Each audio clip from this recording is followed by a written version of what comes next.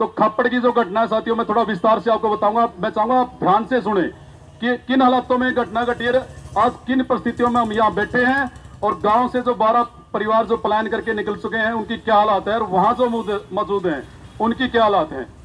साथियों, ये जो घटना है खप्पड़ गांव की, 27 अगस्त की घटना है। 27 अगस्त को शाम को 3 बजे के लगभग का टाइम था।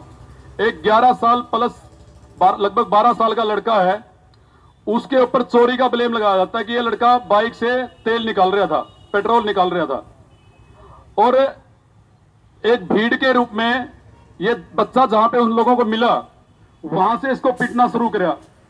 वहां की कोई वीडियो नहीं बन रही है, जहां से इसको पीटना शुरू किया वहां कोई वीडियो नहीं बनी। फिर इसको एक दारू की दुकान के अंदर लेके जाया जाता है, उस दुकान के अंदर इसको पीटा जाता है, इस बच्चे को, 11 साल के बच्चे को, वहां की कोई वीडियो नहीं है। फिर इसको दुकान के बाहर खुले में वहां पे इसको पीटा जाता है, वहां भी वीडियो सारी नहीं बनी, कुछ मिनटों की वीडियो बनी है। फिर वहां से इस बच्चे को बाइक पर जबरदस्ती इसके बाल पकड़कर बाइक में बीच में बिठाकर 2 व्यक्ति इसको गांव चौथी जगह पे लेके जाते हैं, वहां पर इस बच्चे को फिर पीटा जाता है, वहां की भी वीडियो नहीं बनी। और वहां तो सबसे ज्यादा पीटा जाता है चौथी जगह पे, जहां पे इसको बंधक बनाकर लेके गए, इसके कान पकड़ाकर वहां पीटा गया। इस बेचारे बच्चे को लगभग एक, इसके जो बच्चा का जो बयान है वो कह रहे हैं कि मेरे को लगभग आधे घंटे तक वहां पे पीटा गया है, लेकिन इसको डंडों से या पट्टी वगैरह से नहीं पीटा गया, इसको थप्पड़ मारे गए, लात मारी गई, गुस्से मारे गए। ये बच्चा आप देखो, आपके बीच में बैठा है बच्चा, मैं थोड़ी देर में आपको दिखाऊंगा सबको। बच्चा ये इतना सहन कर रहा है, बच्चा इनका रो रहा है, बुरा हाल है, गर्मी में माँ माँ चिल्ला रहा है, पानी मांग रहा है, और इतने लोग वहां इकट्ठे हैं, कोई नहीं छुड़ा रहा। जहां दारू की दुकान के बाहर पिटा जा रहा है वहां कोई नहीं छुड़ा रहा इस बच्चे को। मतलब एक 11 साल का बच्चा, अगर उसने चोरी करी भी है तो हम उस चोरी का समर्थन नहीं कर रहे, हम उस चोरी का समर्थन करने के लिए यहां इकट्ठे नहीं हुए। लेकिन इस आजाद देश के अंदर एक कानून है कि भाई कोई भी अपराधी है उसके लिए थाने चौकी खुले हुए हैं। अगर इसने चोरी करी थी बच्चे ने तो इसको जाकर चौकी में देना था या थाने में देना था, या उससे पहले अगर बच्चा था तो इसके परिवार के लोगों के सामने लेके जाना था। लेकिन उन लोगों ने अपना कानून बनाए और अपने कानून के अनुसार भीड़ के अंदर, भीड़ सामूहिक भीड़ इकट्ठी हो गई, बच्चे को पीटने का काम करती है, जो कि सरासर अपराध है, गैर कानूनी है। तो इसी अपराध केस में जो बच्चे को पीटने का जो अपराध उन लोगों ने किया, इसी बारे में उस पीड़ित बच्चे का परिवार को कि ये थाना में जाके कहीं कंप्लेन ना कर दे, उसकी मां के उसके बाप को वहां पे घर पे जाके उन्हीं अपराधियों ने धमकाने का काम किया कि थाने में जाके हमारी दरखास्त मत देना, नहीं हम ये कर देंगे, हम वो कर देंगे, पूरी धमकियां दी इसकी मां को और इसके बाप को। ये डरते बेचारे थाने में भी नहीं गए। मैं बीच में एक बात का जिक्र करना चाहूंगा खप्पड़ गांव की इस घटना का, कि इस बच्चे को तो भीड़ ने पीट दिया, ये बच्चा था और दलित समाज का बच्चा था, और उसी खप्पड़ गांव में लगभग 2.5-3 महीने पहले की बात है, गांव के मंदिर से अनाउंसमेंट की जाती है। गांव के मंदिर से बाबा बोला, 2.5-3 महीने पहले की बात है इस घटना से, और एक जाट कम्युनिटी का लड़का जिसकी उम्र 30 साल, जमीन जायदाद भी है उसके पास, लेकिन वो समैकी है, बैली है, सारे नशे करता है, तो उसके परिवार के लोग उसको खर्चा पानी नहीं देते। और वो व्यक्ति, वो जाट कम्युनिटी का लड़का जो 30 साल का था, गांव के मंदिर से गेहूं का कट्टा चोरी करके लेके आता है, गेहूं का कट्टा। और मंदिर का जो पुजारी है, जो बाबा है, वो मंदिर के माइक से अनाउंसमेंट करता है कि भाई ये काला सनोप सुब्बा जाटा मत है, ये मंदिर में था, गेहूं कट्टा लेके ठाके गांव वाले हो, या तो इसका भाई पुलिस कार्रवाई करो या पंचायती कार्रवाई करके दंड लाओ। भाई तड़का नू ना कहियो मंदिर का बाबा गेहूं बेच के दारू पी गया, मेरे पर रोप ना लाइयो। 3 दिन लगातार मंदिर में ये अनाउंसमेंट हुई सुबह सुबह, और गांव के उसके पक्ष के लोगों ने जाकर उस बाबा को धमका दिया, तो क्यों हमारी कौम की बेइज्जती कराने लग रहा, 3 दिन हो गए स्पीकर में बोलने लग रहा है। मतलब एक बच्चा जो दलित समाज का बच्चा है वो चोरी करता तो उसी गांव में भीड़ इकट्ठा होगा उसको पीटा है, 4-4 जगह पे ले जाके, वीडियो एक जगह की बनी है। और जब उसी गांव के अंदर उनकी जाट कम्युनिटी का लड़का चोरी करे है तो उसके खिलाफ कोई गांव में पंचायत नहीं होती, ना उसको थाने में दिया जाता, ना उसको पिटा जाता, और ना उसके घर पर उलाना दिया जाता। तो ये जो भेदभाव खप्पड़ गांव में हुआ, इसी बात का हमें दर्द हुआ कि हमारे बच्चे ने चोरी करी है तो उसके साथ तो पीढ़ी काम कर रही है, और उनका बच्चा चोरी करता है, एक बड़ा आदमी चोरी करता है, उसके खिलाफ ना कोई पंचायत है, ना कोई सामूहिक भीड़ उसको पीट रही है, ना उसको थाना में दे रहे और ना उसका घर उलाना कर रहे। ऊपर से ये स्टेटमेंट है उन लोगों की कि भाई उसकी माँ तो जाएगा वो कट्टा मंदिर में उल्टा गेड़ आई थी। उसकी माँ तो वो गेहूं कट्टा, उस लड़के की माँ गेहूं कट्टा मंदिर में उल्टा गेड़ आई। और हमने इस बात पे ये जवाब दिया भाई जब उसकी माँ गेहूं कट्टा वापिस गेड़ सके थी तो इस गरीब बच्चे की माँ जिसने भाई अगर तेल छुड़ाया भी है तो ये भी 100-200 रुपये दे सके थी बेचारी। इसको पीटने का अधिकार किसने दिया? इस जुल्म के खिलाफ और इस भेदभाव के खिलाफ हमने वो आवाज उठाई है साथियों। आपके सामने एक बात क्लियर करने लग रहा हूं, आपने अगर कहीं बाहर जाके बात करनी पड़ जाए, जो गुमराह है लोग इस पूरे मामले में, ये क्लियर आप करके जाना है यहां से कि पूरी घटना क्या है। ये जो जुल्म हुआ और ये जो भेदभाव हुआ, उनके बच्चे को कोई दंड नहीं दिया जा रहा, उनका आदमी को, और हमारे बच्चे को दंड दिया जा रहा भीड़ के रूप में। उल्टा फिर इसके जो पीटने वाले जो लोग हैं वो जाके इसकी मां को और इसके बाप को धमकाने का काम कर रहे हैं। फिर ये परिवार हमारे पास आवा है कि भाई हमारा बच्चा पीट दिया, वीडियो हमने भी सबने देख ली थी। तो वीडियो देखने के बाद गांव के जो हालात हुए हैं, आप सभी गांव से ताल्लुक रखो और सबने पता है कि गांव के अंदर हालात कैसे होते हैं। तो वीडियो देखने के बाद हमारे लोगों की जो पहली जो 4-5 लोग जो आज पूरे निशाने पे गांव के अंदर मेरे पास मेरे साथी बैठे हैं, हम चारों साथी हम वहां जगह पे खड़े थे और इसकी माँ आई और इसकी माँ ने हमारे ये फरियाद करी कि भाई इस मामले में मेरी सहायता करो। हम सोशल एक्टिविस्ट के तौर पर हरियाणा प्रदेश में काम करा और हमारे ही गांव में, हमारे ही मोहल्ले में, हमारे ही समाज के बच्चे के साथ इतनी बड़ी घटना घटी तो क्या कबूतर की तरह आंख मीच ले हम? भाई ये तो नहीं बनता हमारा। जब ये हमारी नाक के नीचे घटना घटी है, उसकी तो वीडियो वायरल है, तो उसमें भी हमारा फर्ज बना था कि भाई इस बच्चे को न्याय दिलाने के लिए काम करना हमने। तो इसकी मां की फरियाद के बाद हमने पहले जो हमारा जो पहला जो मोटिव बनना चाहिए था, हमने इनके परिवार, जो इनका बहुत बड़ा परिवार है गांव में, मोहल्ला इनका भी, लेकिन ये कट ऑफ है उस परिवार, ये जो परिवार है सिंगल परिवार है, उस पूरे परिवार ने कट ऑफ कर रखा है इसका। फिर भी हमने अपनी जिम्मेवारी समझी कि पहले इनके परिवार के नॉलेज में मामला डाले। हमने उनके परिवार की नॉलेज में मामला डाला। जो लोग आज गांव में हमारा ही विरोध कर रहे हैं उनके नॉलेज में हमने पूरा मामला डाला कि भाई ऐसी ऐसी ये घटना घट की, वीडियो आपके सामने है। अब आप लोग पहले तो आपकी प्राथमिकता ये है, अगर आपने गांव में जो क्या करें पंचायती तौर पर निपटा लो, भाई पहले अगर आपकी प्राथमिकता ये है कि आपके गांव के मौजूद लोगों को लेके जिन्होंने आपके बच्चा पिटा है उनका उलाना लेके जाओ, भाई आपने हमारा बच्चा पिटा क्यों, आपकी पहली प्राथमिकता ये बना है। अगर आप ये समझ रहे हो कि भाई हमारे बच्चे के साथ तो ज्यादा ही जाती हो रही है, उसको पिटा गया दर्द है हमारे, तो भाई आपके लिए थाना खुला है, आप थाना में जाओ, हम तो आपके साथ में खड़े हैं। हमने उनके परिवार को ये बात बोली, उनके परिवार ने रात में मीटिंग करी और सुबह ज्यादातर लोगों ने, रात ने तो हमारी 4 लोगों ने, किसी ने फोन के माध्यम से कहा, किसी ने बाई फेस हमसे कहा कि भैया लड़ाई तो हम लड़ो, हम तारे गल्ला है, इस बच्चे ने न्याय मिलना चाहिए। तो हमने उस परिवार के जो बयान आए उनके बाद ये फैसला हमने किया कि भाई बच्चे की मां तो थाना में जा नहीं रही, वो तो डरा दी। तो इस सिचुएशन में, उस हालात में हमने फैसला करना पड़ा कि भाई अब ये मामला हम आगे लेके जाऊंगा, क्योंकि भाई जुल्म सहना गुनाह है इस देश के अंदर। अगर आप जुल्म सहोगे आने वाली पीढ़ियों को गुलाम बना के जाओगे। जुल्म के खिलाफ बोलना ही हम सबका मकसद होना चाहिए। तो हमने जुल्म के खिलाफ आवाज उठाई। मैंने एडवोकेट रजत कलसन जी से बात की इस मामले में कि गांव का मामला है साहब, और कुछ भी परिस्थितियां आने, आपको पता है हरियाणा प्रदेश के अंदर ऐसे दर्जनों सैकड़ों परिवार हैं, अपने मोहल्ले हैं जो पूरा का पूरा अपना गांव छोड़ के बाहर शिफ्ट हो रहे हैं, और ये भी इसी तरह की घटना होगी। अगर इन बच्चे को न्याय दिलाने के लिए कदम उठाएंगे तो हमने पता है, हमने दिखने लग रहा है क्लियर साफ है कि हमने इन परिस्थितियों का सामना करना पड़ेगा और लास्ट में हमने गांव भी छोड़ना पड़ेगा। और वही हुआ साथियों, ये बातें हमारी पहले ही हो चुकी थी कि ऐसा बनेगा, क्योंकि हम जैसे ही मुकदमा दर्ज कराएंगे SC/ST एक्ट के अंदर कोई कॉम्प्रोमाइज नहीं होता, और ये लोग जानबूझकर अपनी तानाशाही से हमारे ऊपर प्रेशर बढ़ाने की कोशिश करेंगे, और लास्ट में ये हालात होंगे, बंदी भी लगेगी, हमारे लोग खोप के साए में गांव भी छोड़ेंगे और हमने भी बाहर आना पड़ेगा, ये लड़ाई हमने लड़नी पड़ेगी।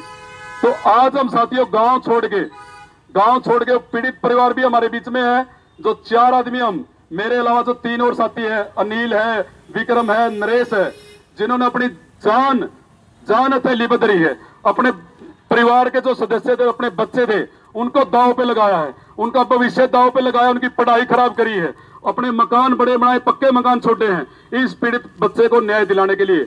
और अब ये लोग अपने गांव से बाहर आके यहाँ पे बैठे हैं, मैं भी इनके साथ हूं, और दूसरे जो और लोग, हमारे 5 जो परिवार है, 4 परिवार जो हम इस लड़ाई को लड़ रहे हैं, और एक जो परिवार पीड़ित परिवार जिसका बच्चा है, हम तो इस लड़ाई को लड़ रहे हैं आप लोगों के सहयोग से।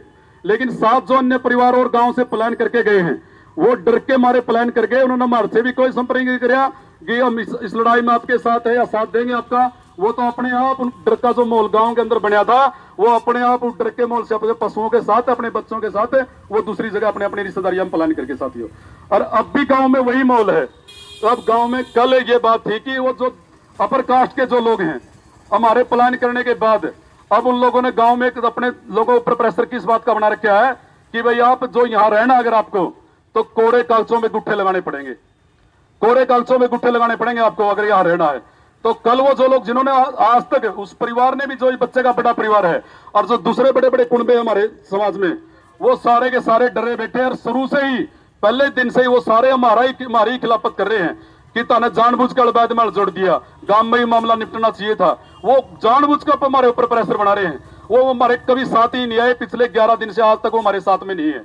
हमने उनकी चलो साथ, अब मैं उनके लिए, ये जो मेरे साथी थे 3 पीड़ित परिवार ने गांव छोड़ दिया था परसों, और हम फिर भी 11वां 10वां दिन, हम इस घटना के 10वें दिन बाद हमने गांव छोड़ा।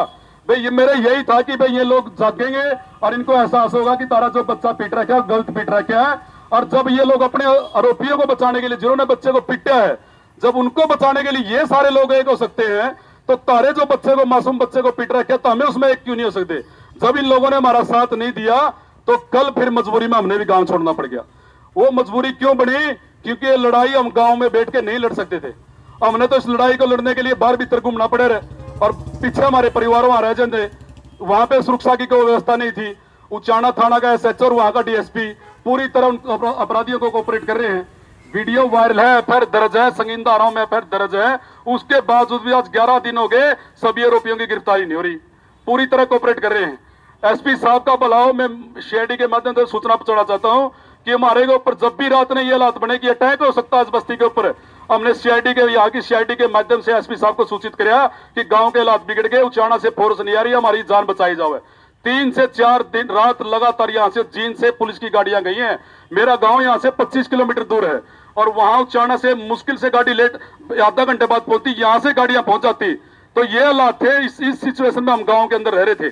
तो साथियों, ये नहीं है कि हम सोशल एक्टिविस्ट हैं और हम गांव के परिस्थितियों को नहीं समझते, हर मुद्दे को बड़े जोर शोर से उठाते हैं। हमारे अंदर भी इंसानियत है, और हम भी देखते हैं घटना की सिचुएशन को समझ करके क्या हालात है, क्या परिस्थितियां है, और किस तरीके से इसको न्याय दिलाया जाओ। हमने भी वो पहल करी थी।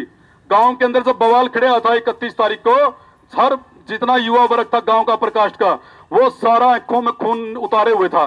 भाई जिन्होंने ये मुकदमा दर्ज किया हम उनके घर जला देंगे, मार देंगे, ये कर देंगे। पूरे लोग तनाव, मतलब भीड़, आपने पता है कि भीड़ के रूप में ये लोग शेर बने हैं, और इन लोगों ने धमकियां देनी शुरू कर दी। उन्होंने गांव के चौकीदार को हमारे पास पे, हमारे घर पे भेजा। चौकीदार संदेश लेके आया कि दिनेश भाई आप लोगों ने गांव की पंचायतें बुलाओ हैं। भाई मैं इस केस में कंप्लेनेंट था, और SC ST एक्ट के अंदर कंप्लेनेंट कभी भी पंचायत में नहीं बैठ सकता, क्योंकि इसके अंदर कोई कॉम्प्रोमाइज नहीं है। फिर भी हमने उन लोगों को, गांव के माहौल को देखते हुए, गांव में जो दूसरे अपने लोग हैं उनकी तरफ देखते हुए, भाई कमजोर लोग हैं, ये आवाज उठाने वाले नहीं है, फिर भी हमने इनके हक की सोचनी पड़ेगी। हमने उनको निमंत्रण भेजा, जो उन्होंने संदेश भेजा था कि पंचायत में बुलावा है, हमने उस पंचायत का वो संदेशा मना कर दिया कि हम पंचायत में नहीं आवांगे। लेकिन हमारी एक शर्त है, जो ये गांव में जो बवाल आप लोगों ने खड़ा किया है, किसी ने पूरी घटना का नहीं पता कि पूरी घटना क्या है। दूसरा, जो पर्चा दर्ज है, जो मुकदमा दर्ज है, इसमें कौन कौन सी धाराएं लगी है, उन धाराओं में कॉम्प्रोमाइज है कि ना है, ये बातें हम समझाने के लिए, ये तमाम बातें समझाने के लिए हम गांव के 5 बुद्धिजीवी आदमियों से बात कर सकते हैं। उन्होंने हमारे प्रपोजल को स्वीकार किया कि भाई बहुत से बुद्धिजीवी लोग वहां थे। उन्होंने कहा कि भाई ठीक है, वो लड़के ठीक कह रहे हैं, पंचायत में यहाँ आने से जो बवाल हो रहा है, यहाँ आने से, उनके आने से बवाल और बढ़ सकता है। उन्होंने कहा ठीक है भाई, हम 5 आदमी उनको देंगे जो जिनसे वो बात करना चाहो, हम अपनी मर्जी से गांव से चुनेंगे 5 आदमी। और हमने अपने 5 की जगह फिर भी हमने गांव हित को देखते हुए, गांव के भाईचारे को देखते हुए, और खास करके अपने लोगों की स्थिति को देखते हुए, हमने 5 की जगह 13 आदमी गांव से चुने। हमने 13 आदमी गांव के चुने कि उनको यह समझा दे कि इस मामले में कॉम्प्रोमाइज नहीं होता, और जिन्होंने कसूर किया है, जिन्होंने बच्चे को पीटा है, उनको सजा होने दो, जो भी उनकी सजा हो। इस मामला में दूसरे लोग टांग ना अड़ाओ, ज्यादा बवाल ना करो, कहीं गांव का भाईचारा ना बिगड़ जाए। तो हमने 5 की जगह 13 आदमियों को बुलाया, और 1 तारीख को हमने उन 13 आदमियों के साथ में बैठ के ये तमाम बातें जो मैं आप लोगों के बीच में रख रहा हूं, ये सारी की सारी बातें मैंने उन लोगों के सामने रखी। उन लोगों ने हमारी बातों का समर्थन किया। वो बुद्धिजीवी लोग थे, पढ़े लिखे थे, पंचायती थे, उन्होंने समर्थन किया हमारी बातों का कि वास्तव में इस बच्चे के साथ बड़ी जाति हुई है। नाजायज करे उन लोगों ने जिन्होंने भीड़ के रूप में 4-4 जगह एक छोटे से बच्चे को 4-4 जगह लेके जाके पीटा। उन्होंने सारी बातें एडमिट करी, हमारा समर्थन किया और उन्हीं लोगों ने उस पंचायत में जाकर के हमारी बात को दोहराया कि भाई वो लड़के बिल्कुल सही कह रहे हैं, अब मुकदमा दर्ज हो गया भाई, अब कोई बचाव नहीं इसके अंदर। अगर आप बवाल करोगे तो ये बवाल और बढ़ जाएगा।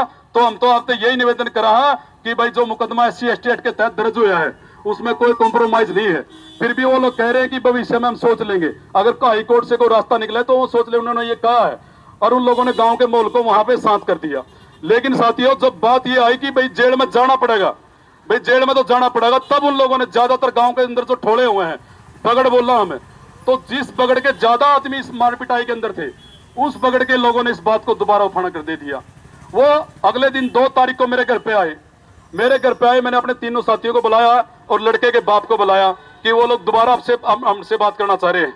वो हमारे घर पे आए, फिर हमने उनको सामने वही बातें दोहराई कि कॉम्प्रोमाइज नहीं है। SC/ST एक्ट को बहाल करवाने के लिए मेरे समाज के पूरे देश के अंदर 15 युवाओं ने शहादत दी है। 15 युवा मरे थे 2 अप्रैल 2018 को, जो पूरे देश के अंदर आंदोलन हुआ था। और SC/ST एक्ट तब जाके सुप्रीम कोर्ट ने इसको बहाल किया था। और हम समाज में सोशल एक्टिविस्ट के तौर पे काम कर रहे हैं, हम इसके अंदर कॉम्प्रोमाइज नहीं कर सकते, ये हमारी मजबूरी है। तो आप लोग समझो हमारी बात को, आप लोग गांव का माहौल खराब करने की कोशिश ना करो और किसी भी कीमत पर इसके अंदर कॉम्प्रोमाइज नहीं होगा जिस तरह आप कह रहे हो। उन 7 आदमियों में से 3 आदमियों ने फिर भरी वहां मेरे घर में वहीं पे हमको धमकियां देना शुरू किया, तनाव शनाब बातें कही, पूरा मोहल्ला वहां इकट्ठा हो गया। हमने फिर भी सब्र रखा, हमने पता था ये लोग भड़का रहे हैं, मामला न और ज्यादा तुल दे रहे हैं और ये जानबूझ के इसको बड़ा रंग देने की कोशिश कर रही हैं। तो हमने फिर भी उन तीनों के खिलाफ फिर भी FIR दर्ज नहीं करवाई। फिर भी हमने शांति रखी, किसी तरीके अपने लोगों को देखते हुए कि इनका सोशल बायकॉट हो रहा है अपने लोगों का, इनको भी हमने बचाना है और इस बच्चे को भी न्याय दिलाना है। तो हमने बड़ी मजबूती से और बड़े समझदारी से इस केस में आगे बढ़ना था साथियों। तो ये तमाम सारी बातें होने के बाद 2 तारीख को जब उन लोगों ने धमकी देना शुरू कर दिया, 3 तारीख को हमारे लोग 2 तारीख को पहला परिवार हमारा गांव से प्लान करके गया। वो रात को हमारे को बिना बताए अपने समेत पशुओं को बच्चों के साथ वो गांव छोड़ गया। 3 तारीख को कुछ और परिवार गांव छोड़ गए, 4 तारीख को कुछ और लोग गांव छोड़ गए। इस तरह कल 5 तारीख को फिर हम जो गांव में बचे हुए 4 हमारे जो साथी थे, हमने भी 4 तारीख को अपने परिवारों को दूसरी जगह शिफ्ट कर दिया। और जो 4 हमारे साथी थे, वो जो 4 तारीख को जो पीड़ित परिवार था, पीड़ित परिवार के साथ 2 साथी हमारे वो भी गांव से पलायन कर गए। भाई आप भी बात सुनो, हम फिर भी गांव में बैठे हैं। हम 2 साथी, मेरे साथ एक भाई और हम 2 साथी गांव में रहे ऐसे हालातों में जब हर आदमी की नजर हमारे ऊपर थी और किसी भी टाइम हमारे ऊपर अटैक हो सकता था, दिन में भी रात में भी। फिर भी हम गांव में अपने लोगों के लिए, जो लोग आज भी हमारे साथ भी नहीं आए, अपने लोगों के लिए फिर भी हम गांव में बैठे रहे। भाई बताओ आपका फैसला क्या है, हमने ये लड़ाई लड़नी है, आप साथ दो या ना दो। हमारे साथ समाज के लोग आएंगे, बाहर हम जाके लोगों से फरियाद करेंगे कि इस लड़ाई में इस बच्चे को न्याय दिलाने के लिए हमारा साथ दो।